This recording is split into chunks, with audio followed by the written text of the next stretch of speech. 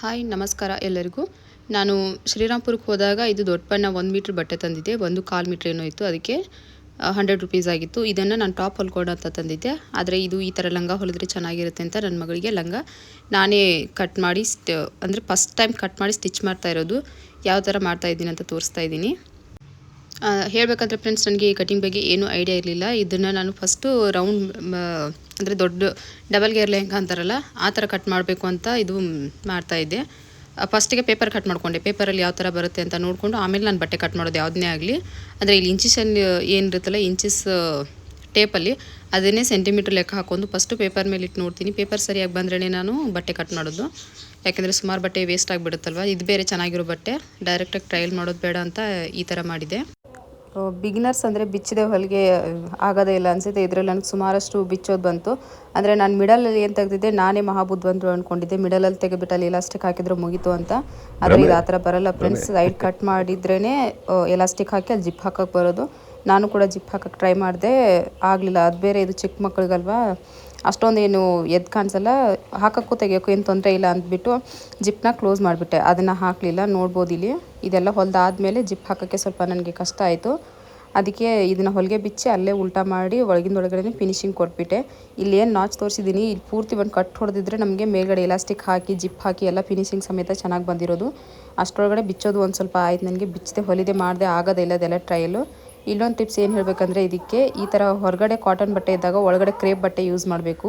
ಅದರಲ್ಲೂ ಈ ಲಂಗ ಅಂತ ಎಲ್ಲ ಹೊಲಿತೀವಲ್ಲ, ಇದಕ್ಕೆ ಈ ಸಿಂಕ್ಲೆಸ್ ಕಾಟನ್ನು, ಆಮೇಲೆ ಕಾಟನ್ದು ಬರುತ್ತಲ್ವ ಲೈನಿಂಗ್ ಬಟ್ಟೆ, ಅದನ್ನು ಮಾತ್ರ ಯೂಸ್ ಮಾಡಬಾರ್ದು. ಅದು ಒಳಗಡೆ ಒಂದು ಸ್ವಲ್ಪ ಅಂಟ್ಕೊಂಡಂಗೆ ಆಗುತ್ತೆ, ಮೈಗೆ ಹತ್ಕೊಂಡಂಗೆ ಆಗುತ್ತೆ. ಇಲ್ಲ ಹೊರಗಡೆ ಬಟ್ಟೆಗೂ ಸ್ವಲ್ಪ ಅದನ್ನು ಫುಲ್ ಪ್ರಿಲ್ ಆಗಕ್ಕೆ ಬಿಡಲ್ಲ.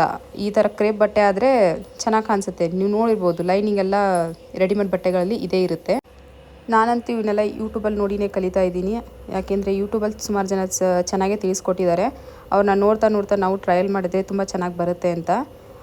ಒಂದೇ ಸರಿಗೆ ಯಾರಿಗೂ ಬರಲ್ಲ ಇದು ಟೈಲರಿಂಗ್ ಅನ್ನೋದು. ಅದಕ್ಕೆ ನಾನು ಫಸ್ಟ್ ಇದನ್ನೆಲ್ಲ ನನ್ನ ಮಗಳಿಗೆ ಈ ಥರ ಲಂಗ ಬ್ಲೌಸು, ಫ್ರಾಕು, ಪೆಟಿಕೋಟು, ಅದೇ ಟಾಪ್ ಕೂಡ ಹೊಲ್ಕೊಂಡಿದ್ದೀನಿ. ನನಗೆ ಪ್ಯಾಂಟ್ ಹೊಲ್ದಿದ್ದೀನಿ. ಹಳೆ ವಿಡಿಯೋಗಳಲ್ಲಿ ತೋರಿಸ್ತಿದ್ದೀನಿ, ನೀವು ನೋಡ್ಬೋದು. ಶಾರ್ಟ್ಸಲ್ಲಿ ಹಾಕಿದ್ದೀನಿ ಜಾಸ್ತಿ.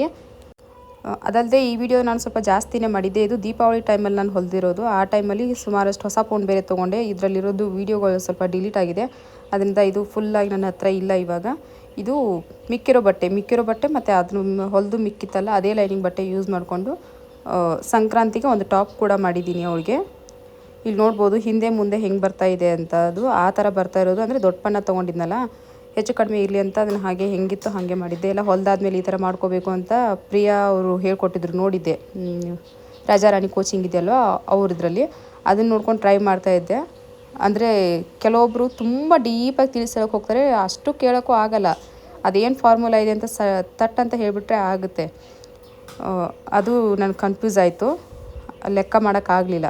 ಆಮೇಲೆ ಇದು ನಾನು ಪ್ಯಾಂಟ್ಗೆ ಆಮೇಲೆ ಈ ಲಂಗಾಗೆಲ್ಲ ಇದನ್ನೇ ಯೂಸ್ ಮಾಡ್ತೀನಿ.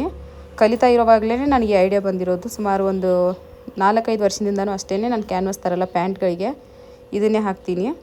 ನಾರ್ಮಲ್ ಪ್ಯಾಂಟ್ ಏನಾದ್ರು ಇದ್ದರೆ ಹೊಲ್ದಿದ್ದೇನು ಜಾಸ್ತಿ ಇಲ್ಲ, 2-3 ಪ್ಯಾಂಟ್ ಹೊಲ್ದಿದ್ದೀನಿ ಅಷ್ಟೇ.